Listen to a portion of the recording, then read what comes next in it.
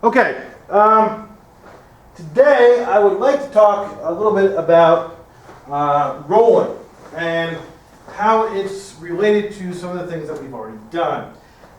Most importantly, okay, rolling is going to be most closely related to spinning and translation. Okay, there's actually a great illustration in your book on this. Okay, and I'll kind of recreate it here, but if you don't understand my pictures, I apologize. But they are in your book.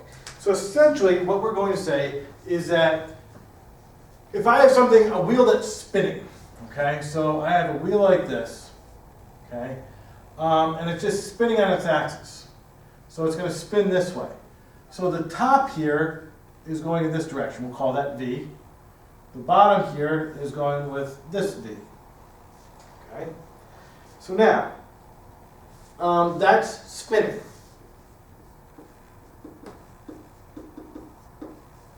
I'm going to add this to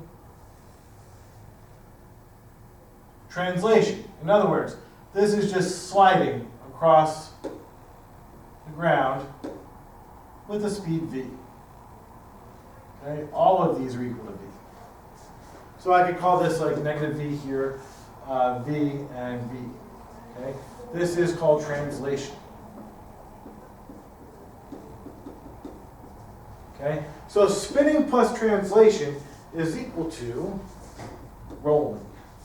So what happens here, okay, I've got v going at the top, v going at the top, so I've got 2v going on top.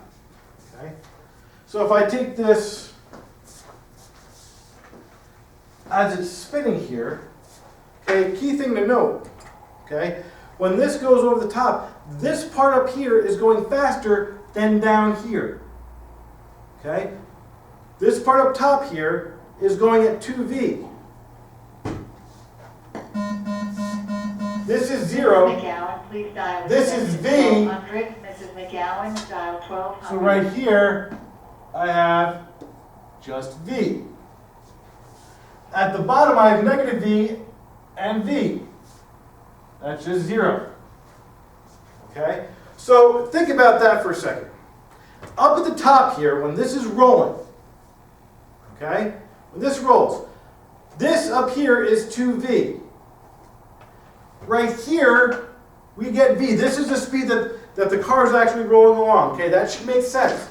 As this rolls along, we are moving at some speed v. Up top, it's going faster. But at the bottom here, I'll try to put it up here so you might be able to see. Okay, right here, think about it. It's not sliding as it goes over the book here. Okay, it's just rolling over the top of it. If we're sliding, then yes, it would have some sort of v associated with it. But it doesn't. Okay, it just rolls over the top. That means that relative to the ground, which is the rest observer, this has 0 speed down here at the bottom. So I've got 0 v, the speed of the actual vehicle or whatever that's using this wheel, and up at the top here it's 2v. Okay? So now, so that's how rolling, that's how we relate rolling here to spinning plus translation. Okay? So pure spinning, they call it pure spinning, pure translation to rolling motion. Okay? All right. So now, if I want to talk about kinetic energy and rolling. So if I take a look at this, okay, there's 2 ways that we can take a look at it. Okay? We can actually say that we have the kinetic energy from spinning. This would be 1/2 I omega squared plus translation, which would be 1/2 m v squared. There you go. That's the kinetic energy from rolling. It's 1/2 I omega squared plus 1/2 m v squared. Okay? Another way to look at it, if you don't want to look at it that way, is considering that, is to consider that this is rolling over top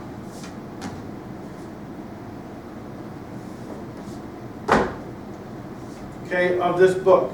Okay, so what I do, I make this, okay, it's rotating over this point right here. Okay, so now it's not doing this. Okay, it's rotating about this point. Okay, so now what that means is that my I, okay, I would equal I center of mass. And by the way, this is I center of mass, by the way. Plus mr squared. Okay. So now,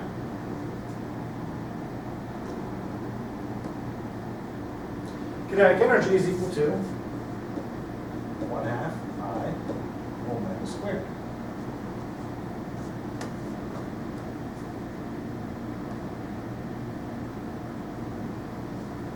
So this is, my kinetic energy is equal to 1/2 of I center of mass omega squared plus, okay, I've got to distribute 1/2. This is mr squared. Okay, just follow my algebra on this. Omega squared. Now, there's only some way I could relate omega to v in this specific situation, especially. If only there was some way I could do that. V equals, oh, there is! V equals omega r. V equals omega r, so I've got, that's v squared, so my kinetic energy is equal to 1/2 I omega squared, just considering that it's going about the center of mass, plus 1/2 m v squared. Look at that, same thing. Okay? So whether you look at it as the addition of the two, or look at it as pure rolling, kinetic energy is 1/2 I omega squared plus 1/2 m v squared. That has very interesting implications that we will look at in a demonstration in class. Okay? It's very important. It's the type of thing that will always show up on an AP exam, especially on the multiple choice. Okay. So now, let's take a look at a specific problem of rolling down a ramp. Okay. This is something that's important to understand, and it's important to keep your signs straight. Okay, I'm going to go opposite the way that the book does because I always have things roll down to the right. They have roll down to the left. I think they make it a little bit easier, but there's some things. This, really what I'm trying to do with this is to emphasize the fact that signage is important. Okay. So let's take a look.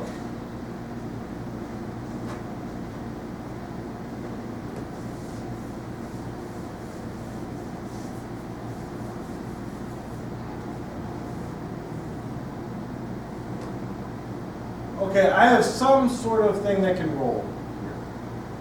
Rolling down a ramp. It could be a hollow sphere, it could be a solid sphere, it could be a hoop, it could be a thick hoop, it could be a disc. Okay, so it could have any number of moments of inertia. Okay, but we want to figure out what the acceleration is down the ramp. Okay, so what I'm solving for here is the acceleration of the center of mass. Now, free-body diagram this. Okay, that's definitely not Piro worthy. This is closer, but still, I mean, Mr. Piro is the name. Okay. So now this is coming into contact here. Okay. A few things here. We have to be careful where we apply our forces now. Now it makes a difference. So now I've got, I'll just call this an angle theta. I've got a normal force that will act up here. Let's move this out right. So the normal force acts like this. mg acts to the center of mass, like this. Okay? And friction is going to pull back up the ramp, tangent to the circle. So and it turns out that this is FRS, which makes things a little bit more complicated. Okay? Think about this. Okay? If I got this, where the two surfaces are sliding past one another, that's kinetic friction. Rolling friction is related to static friction. The reason being, okay, the simple reason being is that the two surfaces, yes, this tire is moving, but the two surfaces don't slide past one another. Okay, let me say that again. The two surfaces don't slide past one another, so therefore we have static friction. If we go from skidding to not skidding, okay, we are going from kinetic friction to static friction. That's something that's very important. And if you're confused about that, please ask me in class tomorrow. So now, we have to figure out what the acceleration, again, we're trying to figure out what the acceleration of the center of mass is. Okay? So now, I'm going to do, take a look at the forces that are acting here. See, I've got one force mg, just make sure I'm not missing. Okay. So now, all right, if I do, we'll do our normal thing here. We're going to take a look at sum of all forces in the x, sum of all forces in the y, which may or may not be helpful. Some parts, at least. If I do sum of all, okay, again, my axis goes like this, goes like that. Okay, this is going to be my along the ramp is x, along the off the ramp is y. Okay? So now in the x direction, FRS is going up the ramp. Okay. By the way, my angle theta. Again, this would be okay.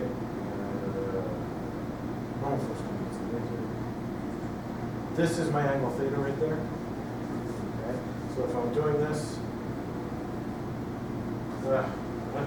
normal force is applied down here, but we can kind of just extend it up here. Sorry about this.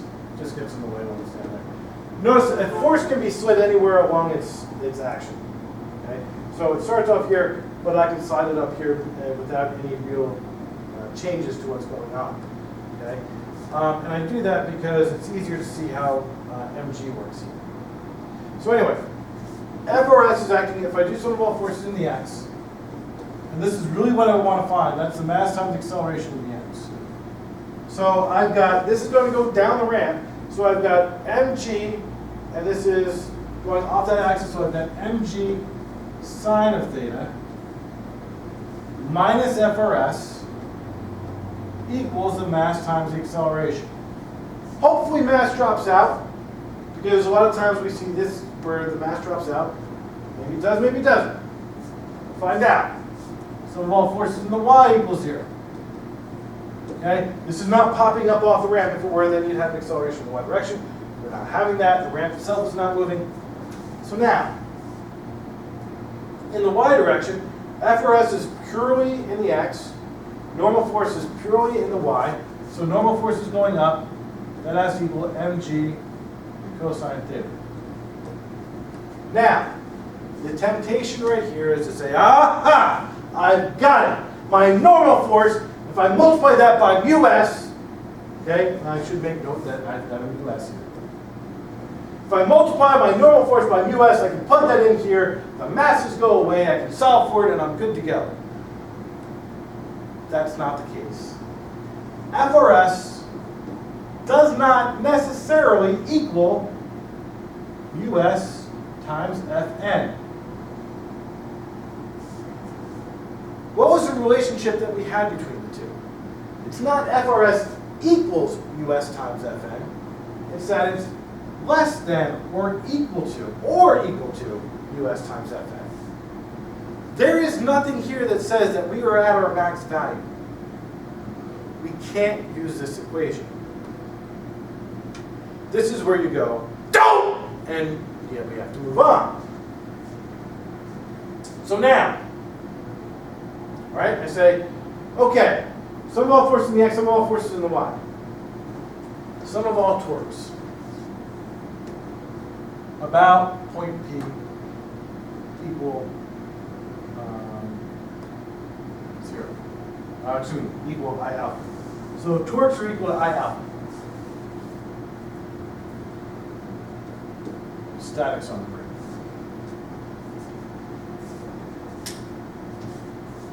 Okay. So we're going to rotate about this point right here. Okay. Technically speaking, we could do it about this point, and then mg would be what's causing the torque. But we're going to do it about this point. Here's the thing. mg, any force that acts through our rotation axis, any force that acts through our rotation axis will not, does not create a torque. This acts through our rotation axis. The normal force, okay, it's not acting right at it. It's here, where we extend it up here. But it goes through our center of mass, which is our rotation axis. So neither mg nor the normal force participate in this torque. Now, here's where we have to be careful with signs. Okay. In this case, all right, r times FRS. Okay, this is going to be something with a radius r. I should mention that. Okay, the torque that provides, r FRS, is negative. I want you to tell me in class tomorrow why that has to be negative. Okay. That will equal the moment of inertia, the center of mass, times the angular acceleration.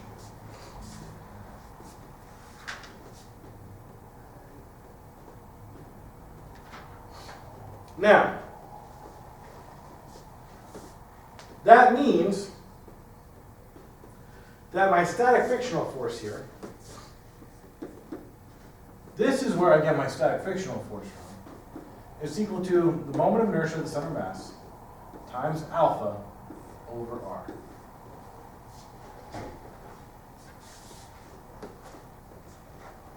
So now, I've got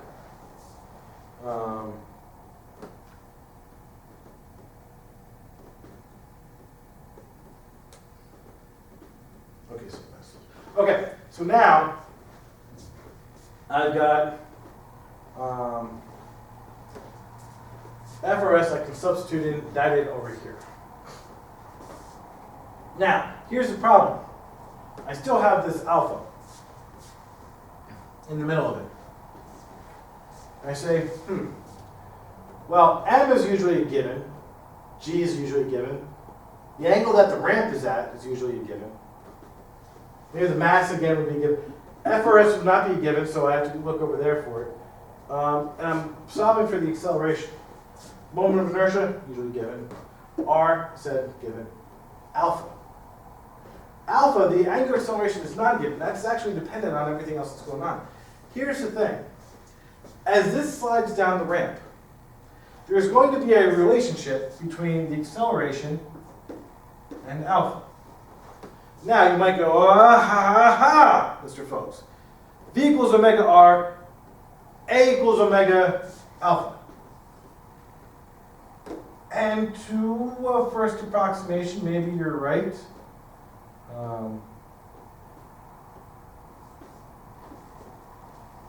But look at this.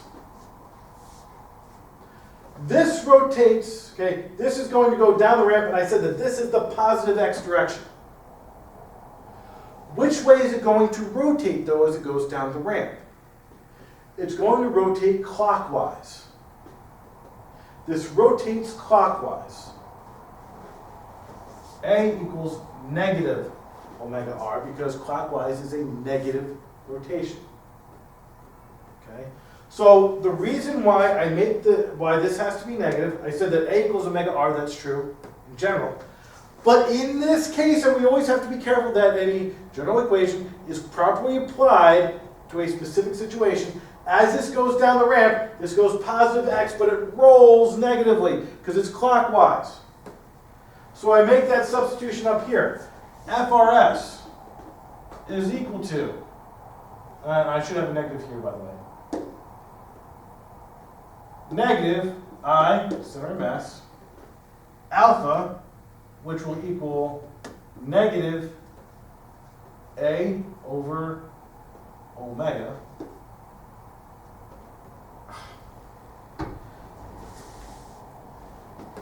That was pretty, it's been a long day, guys, sorry. A is equal to alpha r.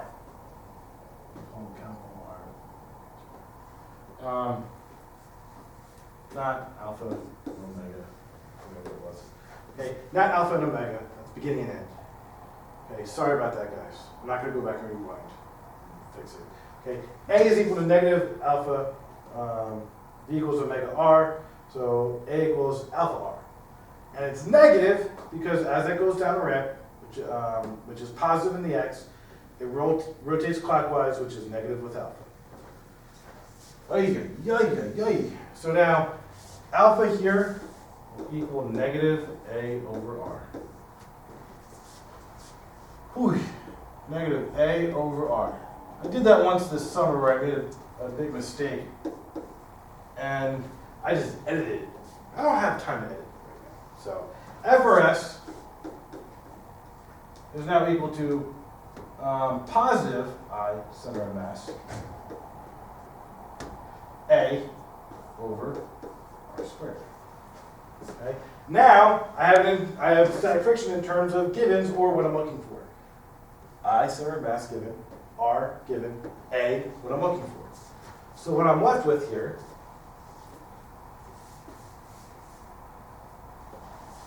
mg sine theta minus I, center of mass, A over r squared is equal to ma.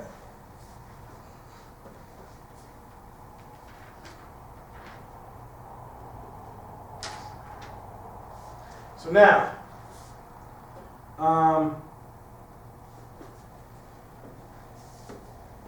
I have to bring A over because I want to get like terms. So I have MA plus I, center of mass, A over r squared is equal to mg sine theta. So now I pull out the A.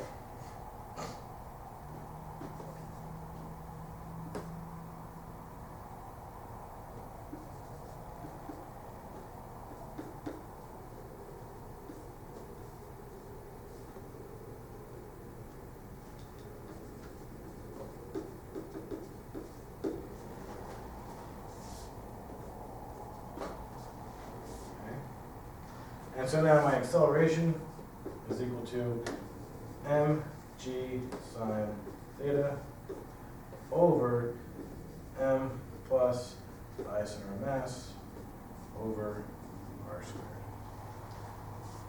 Okay. You say, well, wait a second, Mr. Folks. That doesn't equal the equation that's in the book. But it does. Come to class, and it's on page 280 of your book.